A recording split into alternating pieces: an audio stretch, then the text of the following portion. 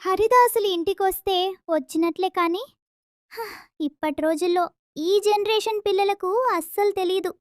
ఈ ధనుర్మాసంలో హరిదాసు అనింటి ముందుకు రావటమంటే సాక్షాత్తు విష్ణుమూర్తి స్వయంగా మన గుమ్మం వద్దకు వచ్చినట్లేనని మన పెద్దల విశ్వాసం.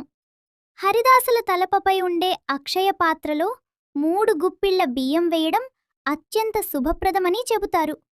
అలా బియ్యం వేయడం వల్ల తెలియక చేసిన పాపాలు తొలగి ఇంట్లో ధనధాన్యాలు పెరుగుతాయని నమ్మకం. అక్షయ పాత్రను ముట్టుకొని భక్తితో నమస్కారం చేస్తే జన్మ ధన్యమైనట్లే ఫలం లభిస్తుంది. హరిదాసులకు డబ్బు దానం చేయడం కూడా ఎంతో మంచిది. ముఖ్యంగా 1 రూపాయైనా హృదయపూర్వకంగా ఇచ్చితే విష్ణుకృప లభిస్తుందట. గుమ్మడికాయ దానం చేస్తే ఇంటి దోషాలు తొలగిపోతాయని, అరటిపండ్లు దానం చేస్తే సంతానయోగం కలుగుతుందని పెద్దలు చెబుతారు.